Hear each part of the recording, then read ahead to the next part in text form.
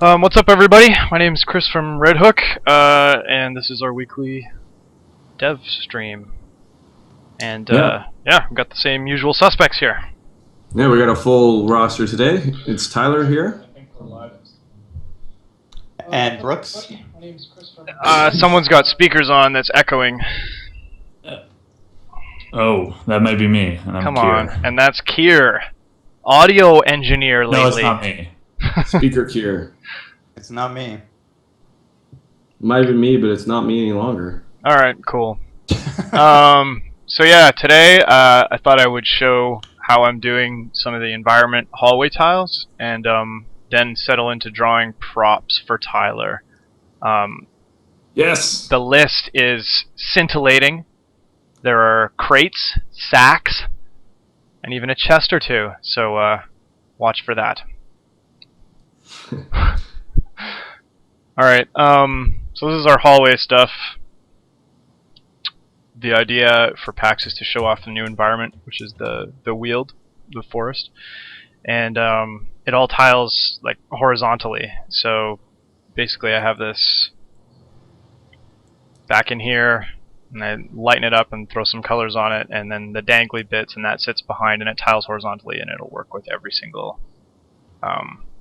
tile that I put on top of it. And then to make sure this works horizontally, I actually have the these trees mirror just in the middle, and then I have different variations of the insides so that they look like different trees when they're all put together next to each other. And then this just basically masks out the color for that layer, throw on the grit in this back here, and that's what I've been doing. And there are 10. Zoot allures. There's 10 of these things for every dungeon right now. And we're going to see what that feels like as far as walking around, if it's satisfying or if it starts to get repetitive. Do they all have the same tiling background? They all have the orange trees, yeah, in this one. I don't want to show them all, but they all tile. Maybe I can show two here.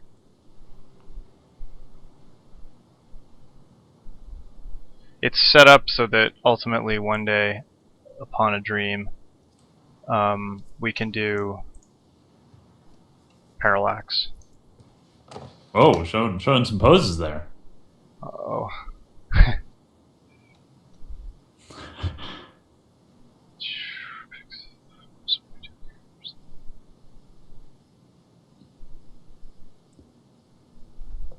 So you can see this is kind of how it works.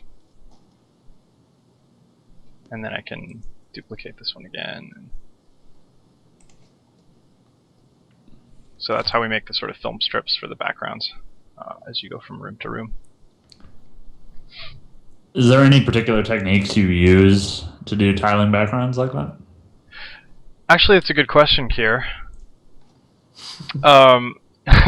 If you use filter, other, offset, you can set the number of pixels you want to offset the image. So in this case, this is 1440 right now at full size.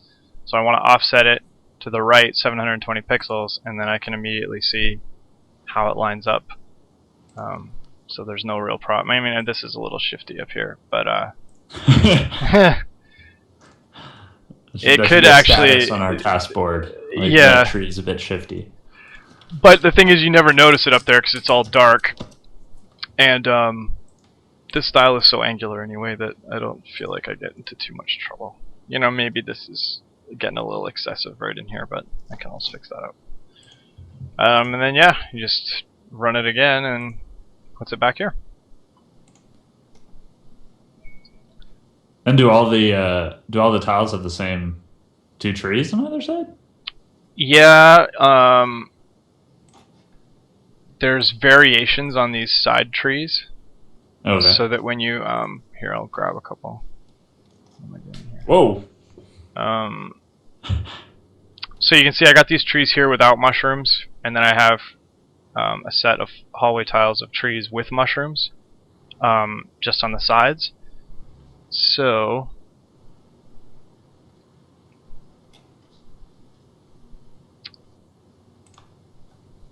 We need music in the background. That's probably a bad idea right now. Do you think? Yeah. Where's my files? Okay, here we go. Given Why? the amount of streams that are getting muted. Oh, I see. Okay, so you can see this is how I did it. Basically, on some of the trees, there's mushrooms on the inside. The center's still tile, and then on some of them there aren't. So I can get a couple of these next to each other, and it looks like you're in a relatively mushroom-free zone. Or you can double down on the shrooms here, and yeah, it starts to fit together and look more densely fungal.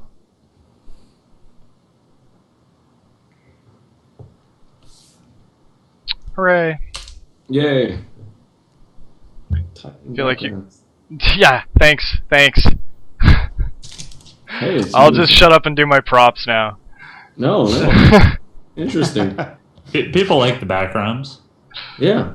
No, they look extremely cool, and it's good to see the magic behind how they get assembled. Right, yes, thank you so much. It's an honest comment.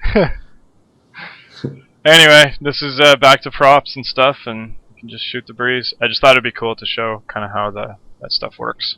But I don't want to show like too many of those tiles, because it's kind of the meat and potatoes of walking around. Mm-hmm. We can show some props, but you still don't know what they do, so we're not giving away everything. Some of them may explode upon touch, killing your entire party. Yeah. A feature I think is cheap, but everyone on the team has been clamoring for, so we put it in. Well, compared to that hole in your pocket happening. Yeah, well, we don't have that one anymore, so.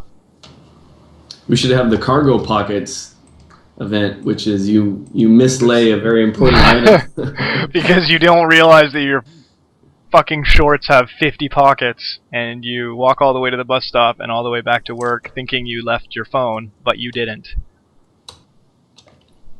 I went to a bachelor party recently, and the groom was wearing cargo shorts that had extra cargo pockets on the front as well. Were they pockets on pockets? What? Like pockets on pockets? No, yeah, like he had normal, like, from the side pockets, and then cargo pockets on the front. So he had 3 pockets per leg. Well, I guess my only question is, was he using them? It or were seemed they like just it. for show? Well, then, can't really judge. A man who uses his fanny pack is above reproach.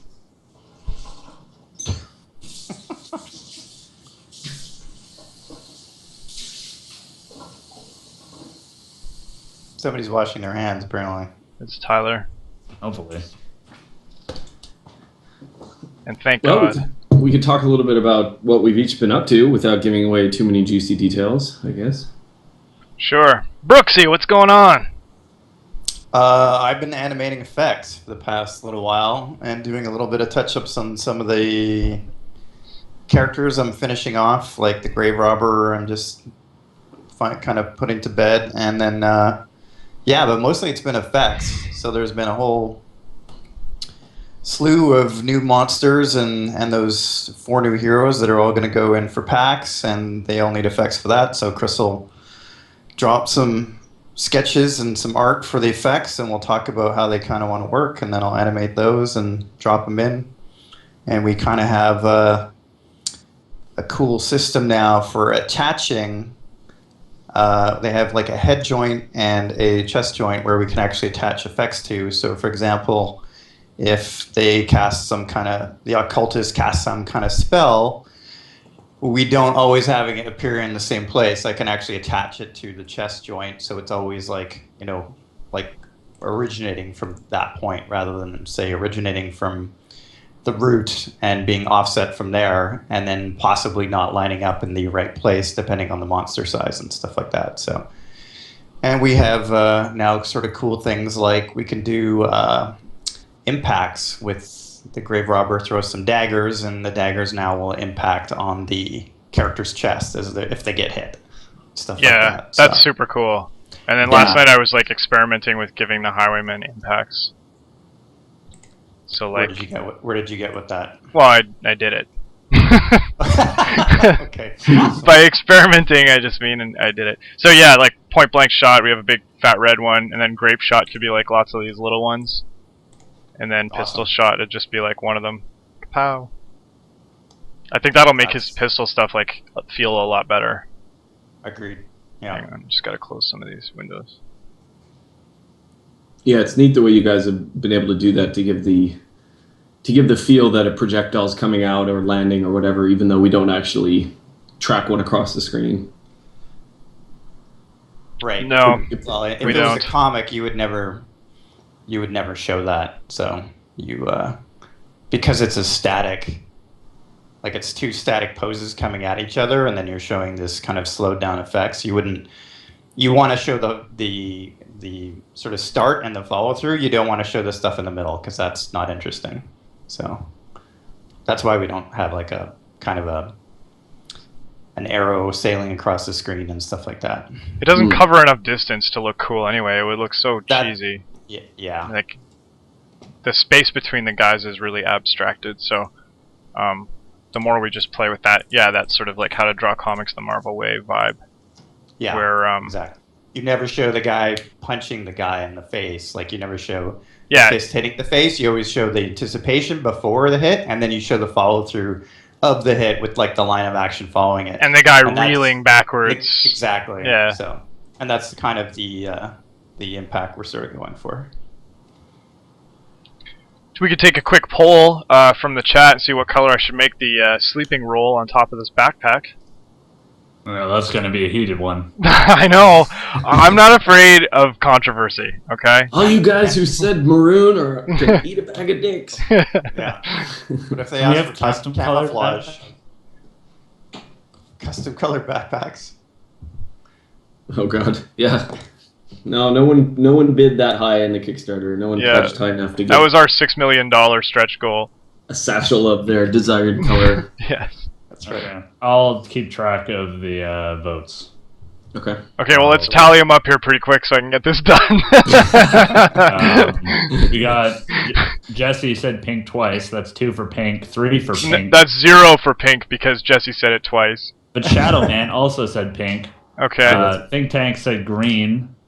Sneaky Pie Brown, just a pretty good name. Navy blue. Another green. More hot pink. Forest. Glorious purple. Glorious. Definitely orange. Definitely. Okay, well, it settles it right. It is definitely orange. That's a great color. Yeah. Brown from Old Blood. I like that one. Oh, that's pretty good. We got unicorn as a suggestion for a color. All right. Let's see if we can. Wait. What did Sneaky Pie suggest? Not enough blue, as well as navy blue. So. Okay. I want to go with his because we should. He runs Darker Dungeon, which is our fan site forum, and then they did this really cool interview with Twitchblade. Sweet.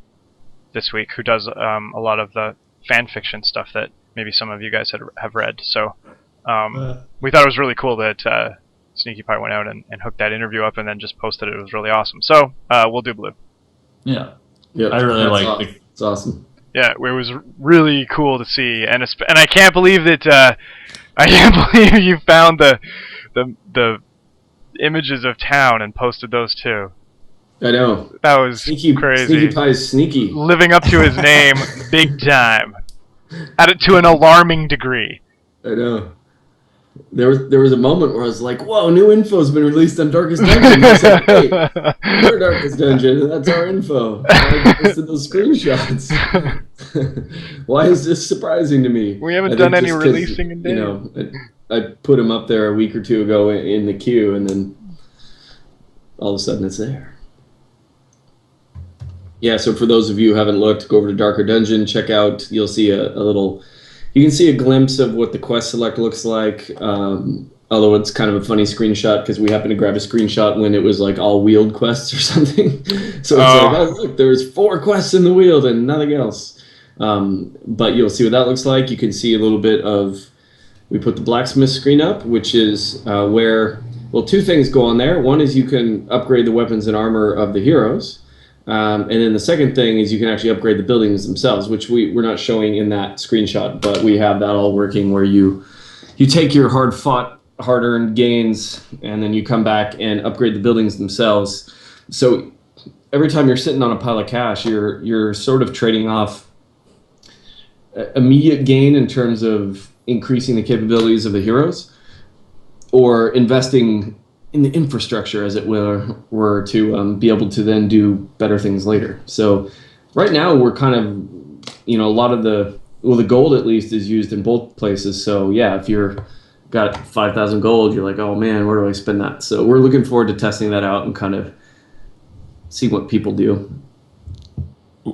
We got a question about the screenshot. Cool, yeah. Let's do it. What are the cross swords? Dun, dun, dun, dun, dun, dun, dun, dun. On the heroes themselves, those are the weapons level of the hero.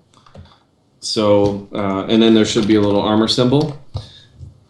So I think we've mentioned before that in general the weapons and armor are kind of like a progression track for each hero.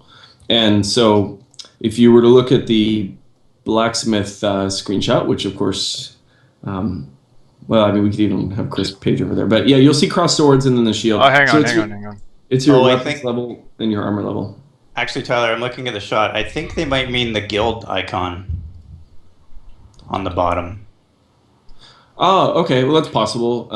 Yeah, that's these down here are like quick navigation buttons to all the other buildings in town, and then there's also like an interactive background that you can't see here. So that's what these cross swords here are. Over here, this is your weapon level that Tyler was talking about, and this is your roster right here, and it'll scroll up and down or whatever. So you can see here this Marielle, this Hellion, has like a weapon level of 3 and an armor level of 2. She's loaded in here. Yeah, and we're not showing it here because we purposely didn't release everything, but the skills, your combat skills, which you guys have seen in terms of watching us wander around the dungeon and fight, that's a big deal too. So compared to maybe some games where it's like, oh, your weapons determine a whole lot about what you're doing. In here, they're kind of like weapons are almost like an amplifier on all your other skills. So we've got that upgrade track, but then which of the 7 skills for that hero you've upgraded and how far you've upgraded them determines a lot of their capability. So you train those in the guild. So you do your weapons and armor in the blacksmith. You do your combat skills in the guild.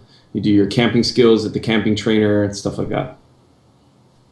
And I think it's really cool, actually, that everything runs on gold, because when I try to play it without cheating, I kind of end up agonizing over whether or not I want to give a guy another skill or make all the subsequent skills cheaper by upgrading the building. So it's cool to have those kind of options. Yeah, we try to do different things with the tracks where, some of the upgrading of the buildings are kind of mandatory in the sense that it'll be like, all right, you need to upgrade the blacksmith to be able to train a higher weapon level. But then some of them are kind of efficiency upgrades. So, okay, if you upgrade the blacksmith, then the weapon upgrades get cheaper. And so depending on what you're like, if you're kind of a invest for the future person versus a spend for the now, you would try to pump as much into that efficiency track so that, all your hero upgrades are cheaper. And in the long term, you get to use that money and do more things. But and that's a matter of balance too, is just making sure that the investment always pays off, but also not so much as to be an immediate no-brainer all the time. I mean, you're going to be under constant pressure of, oh, I'd like to treat this quirk, and this guy has narcolepsy or something, he's falling asleep in the middle of the battle. I'd like to treat this quirk and get it off of him, but I also want to upgrade the Hellion's weapon, and boy, it would be nice to learn a new camping skill or two, and maybe even buy a trinket. So that's why it's great to have like a big roster size, because you can bench the guy and just not deal with it for now and come back to it later when you made a little bit more cash or whatever.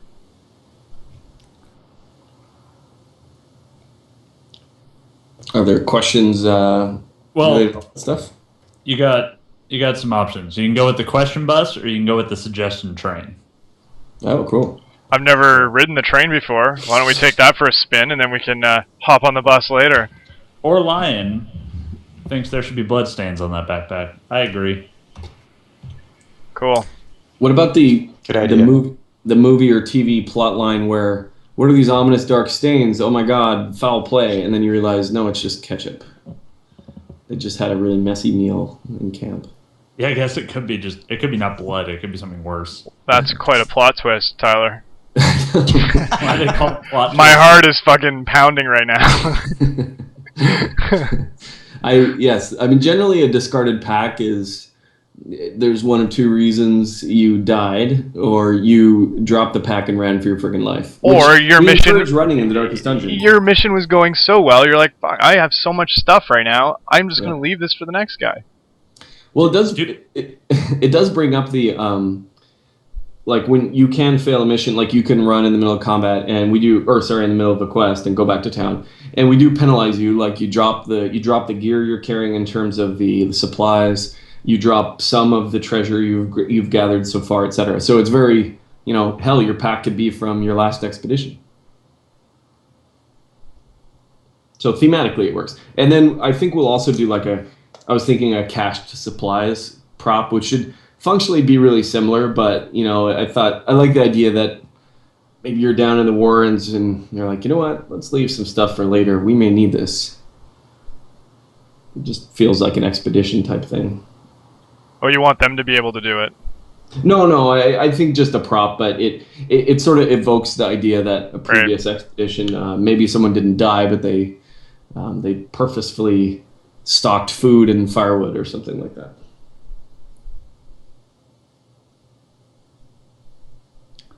You guys ready for a question? That was the train ride? That was it? There was one. Well, you can ride the train again if you want, or you can take the bus. Is it going to derail? Let's Maybe we should alternate. Sounds good. Work on both. Think Tank asked the important question: if you upgrade the blacksmith, does he get a bigger and more elaborate pipe? As of yet, he does not. And his beard grows too. Yeah, it grows 3 feet every time you upgrade him. We should put in beard and pipe scaling technology. We have spine. We could do it. Yeah, we could totally do that. Okay. All right, I gotta go through some. But if you do it, his hands grow smaller. You just, yeah. I feel like reason. there's For no specific reason. logic, but I don't know why. You said it so assertively that I was like, I yeah, know, of course that's- they would. And then I'm like, wait a second, Brooks. That doesn't make any That's the whole sense. trick to saying completely inane things. You should write a have to business say book. them. You should what? You should write a business book. I The thought Heart about- of the Matter by Brooks Gordon. Bruce is his author's name. Yeah, Bruce That's Gordon is my his pen- author. pen- Oh, right. yeah. Or by Brooksy in quotes, something like that. By Brooksy Gordon. Yeah. Yeah, I never understand that one. It's like by Bobby. Yeah, I know. Does he, It's like, like- is there any it's like confusion? fun. Like, some of his friends actually don't know his name, and so they're gonna go and look for the book and be like, "Oh, it's Bobby's book. There it is." Yeah, Like, I I only think- know him by his nickname. Yeah. Like if your nickname's totally different than the root of your original name, by all means include it and put it in quotes. But if it's basically the obvious nickname for your name, then I think omit one of the two. Tyler Sigman asks, "Who the hell do you think you are?" That's his autobiography. Yeah. Who the hell do you think you are? By Tyler Sigman. Oh God, I do want to write. This is my own personal in joke, and someone can steal it on the chat and go make millions. I want to write one of those airport business books called How to Be Concise, but I want the book to be like 200 pages long. And I just want to see how many people buy it because it would be really funny. It's like, oh, this is an in-depth, like right on the front, an in-depth, exhaustive manual. A comprehensive, no holds barred dissection. Right. And then just see whether. Anyway, okay. Let's have a question. Will there be a place you can store your goods, like a room in the inn? Oh, that's a good question. No. Well, Yes, a realm there's the story. realm inventory. Yeah, So- we have an inventory, but through incredible streamlined design. Just kidding. You don't store your firewood and half-eaten sandwiches and things like that. Those just go away. They do cash out. I think, don't they cash out at a reduced value? And then, but generally, you never want to overbuy supplies because you're losing money on it. So we want you to try to get good at stocking the right amount for the quest. And so if you come back with an extra firewood, it doesn't go into storage. It gets sort of cashed out, and that's that. And you always resupply. The things you do keep are trinkets. And then also any gold, of course. Gold and heirlooms, which are like the things that you'll use. They're kind of like another currency for some upgrades in town. Those get stored as a number. You'll see even on the screenshots of town there. And then trinkets go in your inventory, so you can kind of allocate those to new recruits or whatever you want to do, swap them around. But besides that, it's just supplies, and those you don't keep. Yeah, that way you can find things like in one dungeon run and give it to the guy who happened to unfortunately be in therapy that time and missed the run, but he's like one of your favorite dudes. Mm-hmm. But we want all the expeditions to have costs, so that you're kind of managing the economics as you go.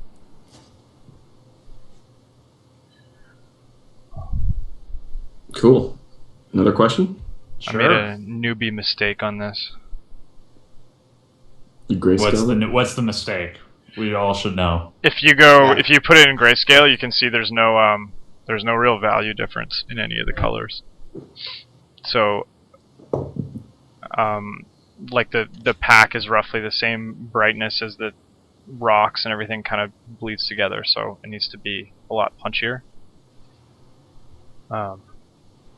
That's what grayscaling helps you with. So I don't have to do that. That's your art tip of the day? Yeah, especially when you're dealing with small assets, you want them to read really well.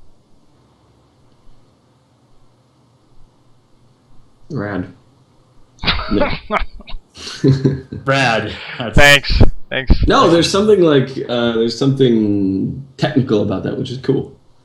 I like the idea of responding to like technical help forums with just rad. Yeah.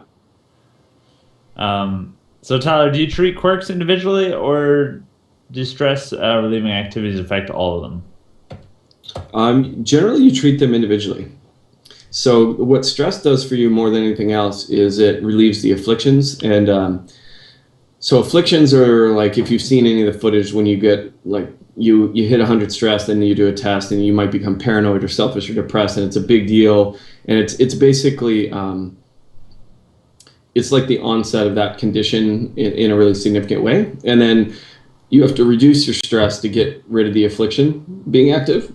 Whereas quirks are like little things that, or personality quirks that are always active. And quirks are things that you need to treat individually. And in general, we want you to always not be able to treat all of them. So we kind of want all the heroes to have, oh, look, here's like 4 weird quirks going on. If you really want to, get rid of this one or get rid of that one, but you'll also be acquiring new ones. So it's a little bit of character shaping. And you go to the sanitarium and you kind of check them in for a little while, and you attempt to treat the quirk. And it's not always successful either, because that's just the way it is. But it's good for, let's say you had a highwayman and he's got a quirk where he's like got, double vision or something. So he's not able to shoot ranged attacks as well. That's a good candidate for one you want to go spend the money in and treat it. Cool. I always check my guys now before I go anywhere, because there's sometimes you get in those corners where your highwayman has like a debuff to his range attacks. It's like super inconvenient. You probably don't even want to bring them. Yeah, and each quirk by itself isn't like crippling. That's an important thing. Is we're not going to give you the quirk like your character now completely sucks quirk.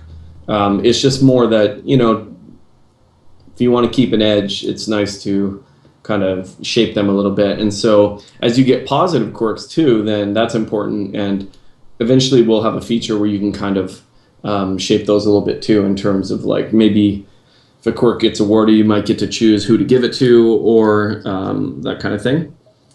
But but yeah, together they add personality, and quirks can do all kinds of things. I mean, it might, like in that case of the example of maybe affecting the ranged attack of the highwayman, or there might be a quirk that prevents you from gambling. You're a known cheat and you can't gamble in town. You're a witness. You saw something in the church and now you refuse to go back. So they can be personality, kind of, or a little bit of, not really plot, but almost imply that something happened, or they might be a physical ailment. Like right now, diseases are kind of counted as quirks. So there's a variety of horrendous diseases you can get.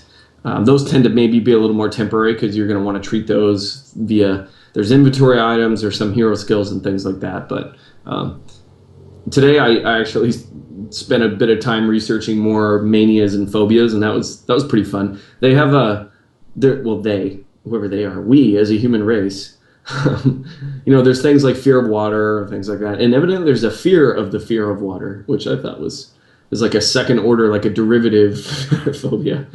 So like you're afraid that you might develop a fear of water. I thought that was kind of cool. Wow. That'd be a cool quirk where it assumed another party member's quirk while you were in a raid. Like Rogue from the X-Men? Yeah, minus the gloves. Like you're a sympathetic, yeah. Yeah. You're sympathetically phobic to whatever the person next to you is phobic about. Yeah, or if you were like an empath and you like took on like the quirks of your party members. Yeah. Yeah, it's weird too, because like some of the stuff gets, it gets pretty dark. So it's like, okay, well, some of these would be interesting to put in the game, and then some stuff is like, we don't really need to dive into that.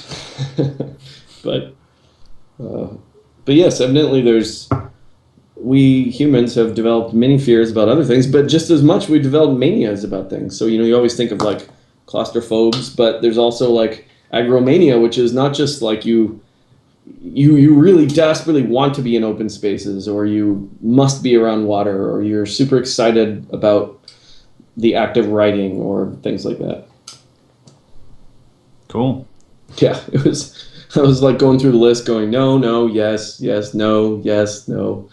And a bunch of good ideas came out of it, so hopefully we can pay those off later. So we got our first forums question on the stream. Oh, good. Maybe the old Sneaky Pie can answer it. Well, it's directed for us, but okay. Good. Yeah, let's hear it. Fire away. Is it possible that the exclusive class will be available for others that didn't get it on Kickstarter, like, for example, through a deluxe edition? I think a lot of things are possible, but I don't really want to get into the exclusive class thing until we figure out how we're going to roll it out and what it's going to look like. It's not something that we've really talked about or spent much time on in the last little while, for sure. The only thing, I'd add is it still is available on the deluxe edition. Like you can pre-order the game on our website, and this is nothing new, but because we launched that in the Kickstarter, we understand some people didn't know about the game in February. If you purchase the deluxe pack or higher, it has the same set of rewards. So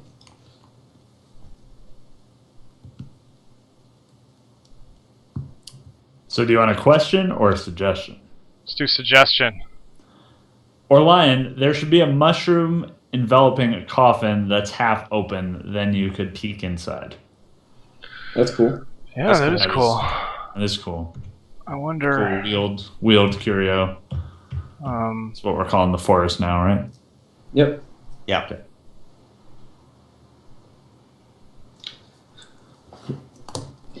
Yeah, that's cool. There's lots of... Like a sarcophagus thing? Spring to mind. Yeah. Or pretty much any Tomb of the Dead, just where the mushrooms got at him. Or in him. I've been trying to decide how much we can get away with in terms of like, you open a sarcophagus and ta-da, skeleton gets summoned. And I was thinking, I wonder if we can summon 4 skeletons and people will buy it. It's like a clown car. You open the sarcophagus and like 4 defenders pop out. This one isn't interactive, but there's a sarcophagus with some mushrooms in it. You just can't peek inside this one. But we got you covered from a content standpoint. The peeking technology will come later. You could get 4 skeletons in one coffin. They could have been a really poor family that all died together, and they could afford the one plot. That's true. It's true. I like the ideas of spiders popping out of vases, even though they're bigger than the heroes. Well, they fold up all those legs. They're sleeping, right. yeah. All right. Lots Bread's wondering if the dungeons are randomized each time you run, or do they stay saved? They're randomized every time. It's procedural in that way. But if you leave in the middle of a dungeon, that dungeon layout is saved. No. Not right now. I mean, if you quit the No, game, I don't. like you don't leave flee, as in you quit the game. You'll come back. Yeah, sorry. You'll be in the same dungeon. It'll be the same layout. Well, yeah. If you're in the middle of the quest. Sorry, I thought you meant leave as in go back to town. No.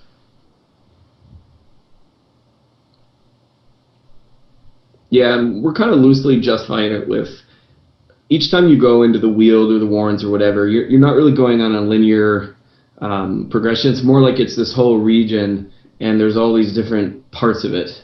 And so each time you go on a quest, you're going to a slightly different part. Yeah, and you can go to any of the environments pretty much at any time. There isn't really a progression from, like, you know, the forest is the easy grouping of levels, and the castle is, you know, the mid-level stuff. There's different difficulties of quests available at each location. It just depends on what happens to be on your quest select screen at that time. Which is cool, I think, because if you're in the mood to do a certain type of mission, you're looking forward to hopefully seeing it, and you're hoping maybe it pairs with, like, your favorite environment, or an environment that, like, leverages the characters you want to play with for the next mission. Yeah. Yeah, we thought it'd be interesting to be able to, instead of that strict hierarchy, just because I think that it's not really something we wanted to do where we felt like, oh yeah, the ruins is it's the equivalent of the rats in the sewers, you know, where you have to go clean out rats and kobolds. And it's more about the game. What we want you focusing on is how to build up an effective party, which classes to use, and that would create an implicit hierarchy of the heroes, because if the easy region had lots of poisoning, but then the harder region had lots of bleeding, then anti-bleed heroes would be, like, clearly dominant, you know, later on, stuff like that. And it's not really something we wanted to do.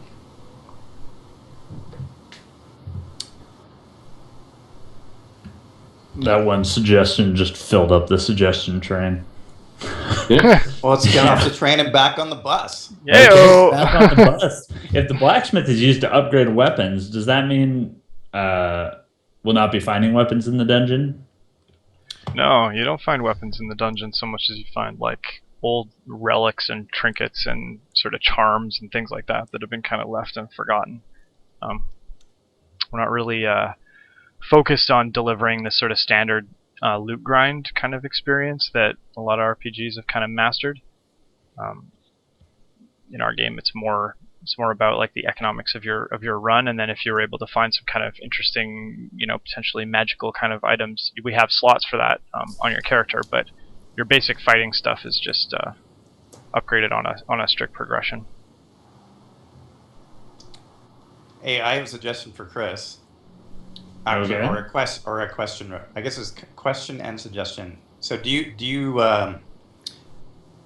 so all our curios that you interact with kind of have an open and closed state, sort of a, here it is before you've interacted with it, and here it is post interaction. So for the statue you're currently working on, what's the post interaction action state? Have you come up with something for that yet? No, I was sweet. I was just gonna wing it and be like, oh, what do I do with this thing now that it's done? I've been getting it done fast for PAX mode, so yeah, let's hear it. I was thinking the arm could have been broken off or something and on the ground or something, or one of the wings. Yeah, cool. So, like, they've touched it and then it's, like, kind of crumbled apart a little bit. This is the Statue of Light. Yeah, and it has no place in the Darkest Dungeon, really. It's slightly moving would be cool. Like, Shut his up, arm. Kieran. Would it be cool for that to happen? Would you like that? I'm not talking about actually animating. I'm talking about Oh, okay. this dance. Yeah, I'll break off his arm. And yeah.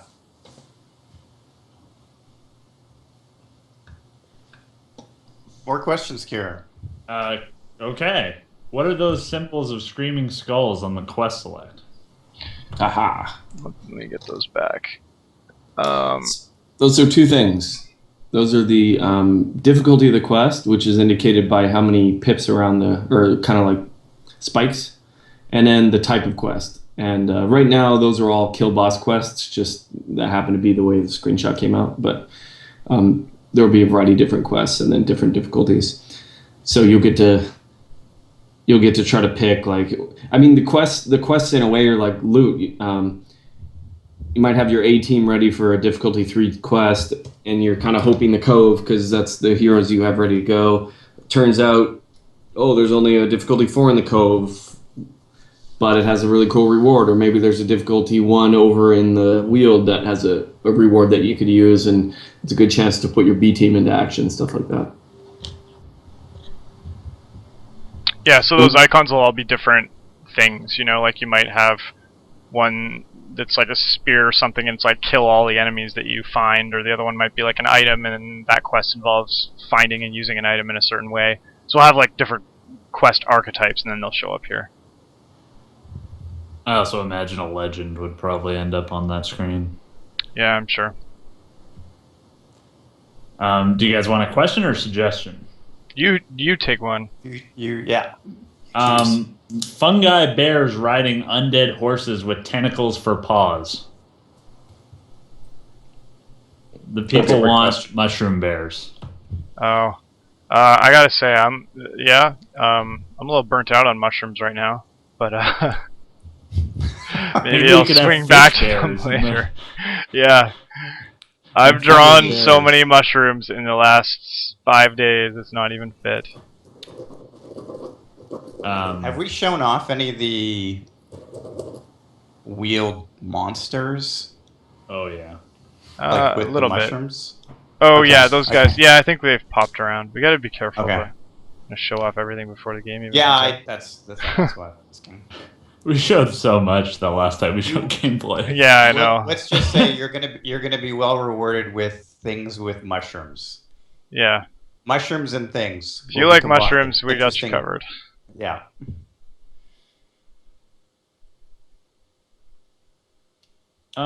Mosqueal asks, is PAX Prime going to have a playable demo or simply teasers? No, it's fully playable just like it was at PAX East. Well, And yeah, the demo will be fully playable. I have a question. I have a question for Mosqueal. Are you the guy we met on the bus yesterday? oh yeah. Oh, because I wasn't sure if he was talking about the question bus.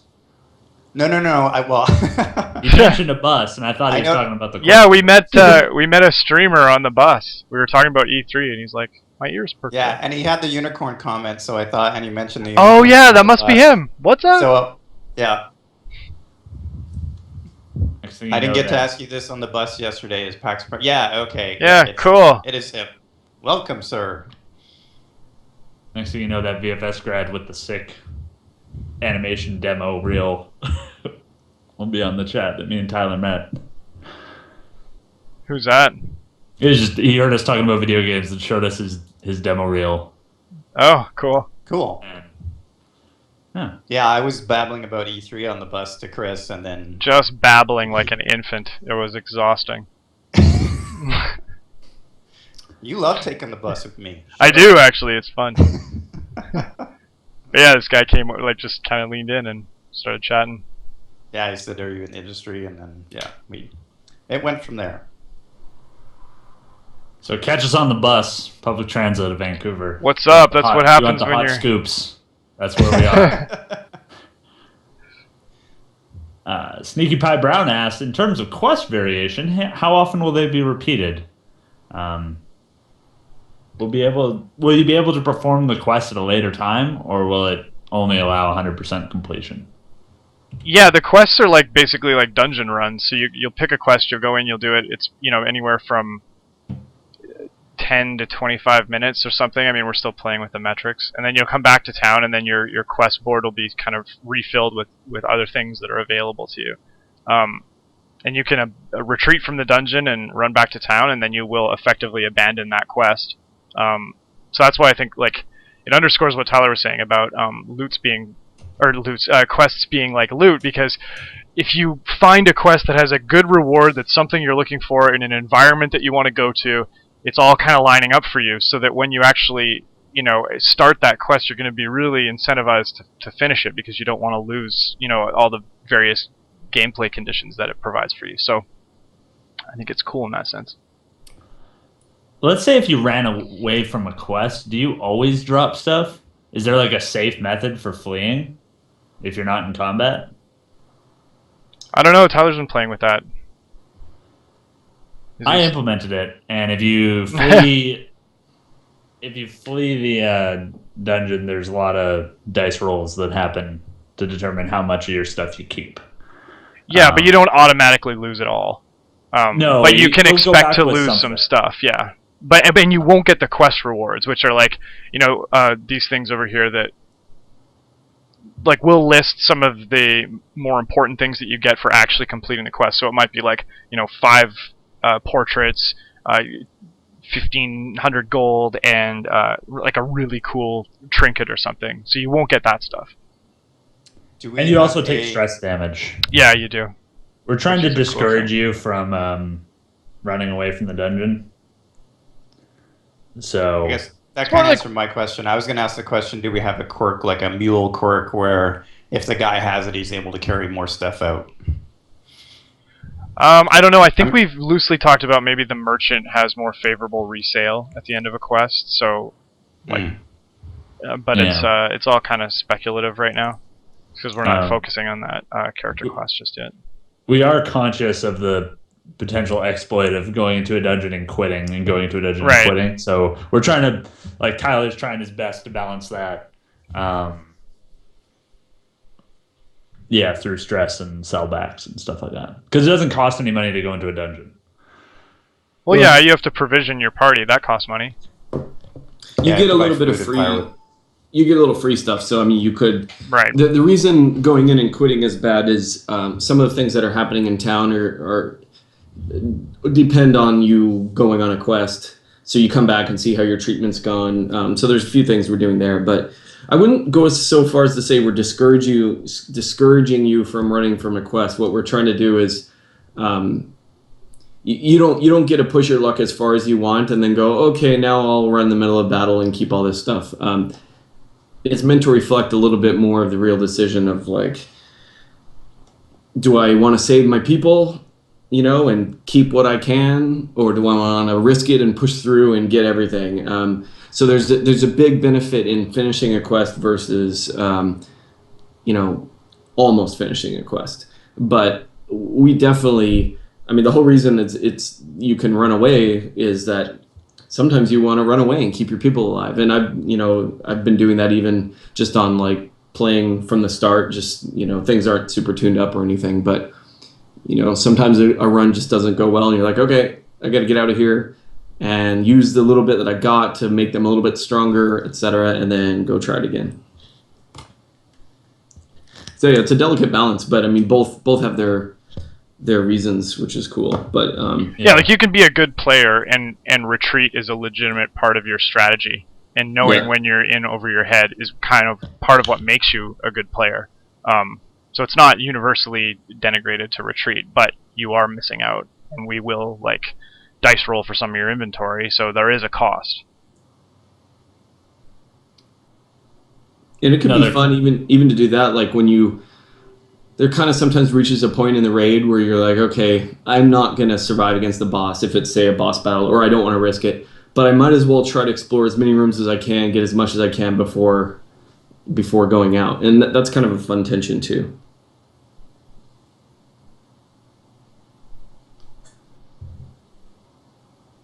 Do you guys want a question or suggestion? Let's do another question. We're almost out of time, so. Do all skeleton defenders look the same, or do they have little differences in appearance? Ooh, good question. Brooksy. Right now, they all look the same, and we've talked a lot about how to get more mileage out of the asset and pay into the sort of progression that comes with each of the dungeon difficulties. So, in order to do that, we talked about a couple of things, and maybe Brooks, you can answer this one. Yeah. So without making any promises, we talked about like how we could sort of vary them up to show that they've become like they're more powerful versions of the earlier ones you encountered. So, for example, they may just have extra stuff on them, like if the militia guys now has more pauldrons or more armor on or something like that. We've also talked about doing maybe color variations on them to show that they've like the just throwing this out there that like the red guy is the level 3 guy and the green guy is the level 1 guy. So they'll have like slight, color or armor, differentiations to show that.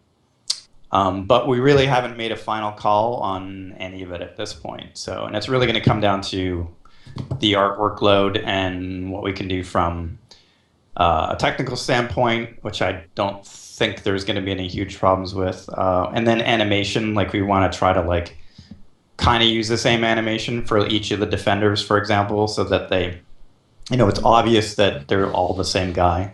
We don't want to make them so distinct as to make them unidentifiable from a gameplay perspective. So it's like, I don't know what that guy is.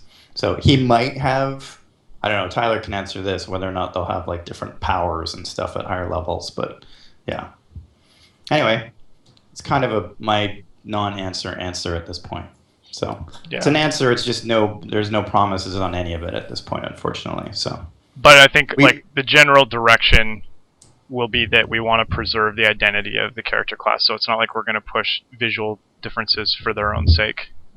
Everything is actually tied to like communicating some additional thing about the guy, whether he's higher level or whatever it ends up being. Yeah, you never want to. We're not going to have things where, this militia has so many decorations on him, he looks like a defender, or it's like. Yeah, or why does this defender have like a purple hair and a purple head, and this one has a green head? Oh, no reason, just so that they look different. We're also not doing that. Yeah. And our last question from Hippie Crap might also be Tyler Sigman's second account. What are those tiny little icons next to the gold on the screenshots?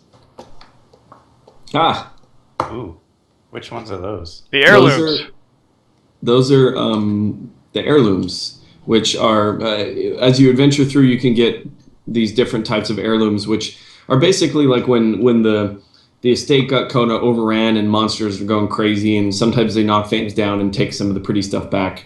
And heirlooms, so you'll find these like portraits and deeds and busts and things, and then they take up space in your inventory, but then when you get back, they get cashed into that counter there, and then you use those to upgrade town. So you might have enough gold, and you might not have enough portraits, but you go to upgrade the blacksmith, and you're like, I need busts, and so then you look on the quest reward screen, the quest select screen, and hunt around for a quest that hopefully has those as rewards, or you come to learn about which dungeon generally drops them, and that kind of informs your next like mission choice. Yeah. And one more suggestion. Boss Spider. This is a Rio Bucks original. Boss Spider that ended with its stomach bursting open, and you have to fight 4 more groups of tiny spiders. He says the old pregnant spider boss. Yeah. Cool. Yeah. Although I do like the concept of like killing some kind of monster and then another monster sort of spawns from it or something. There's some you think you're done, but you're not. A death rattle. Yeah. Now that everything must be discussed in the parlance of Hearthstone. Oh yeah, like that Hearthstone card, right? Well, death. Yeah, like what happens when they die. But yeah, we've already got some summoning and stuff, and that kind of thing is perfect. That even if oh man, am I ready to kill him yet? Because here it comes. We could also do that Hearthstone card thing where each turn it spawns a dude and takes damage. Mm-hmm. Oh yeah, so he has a limited. Every time he spawns a new guy, like he can kill himself through spawning, but it's still. Yeah. Yeah. Cool. All right. Well, it's about time to wrap it up. Is there any other quick ones we can answer? Think Tank is still holding out for a leech tree, whatever that is.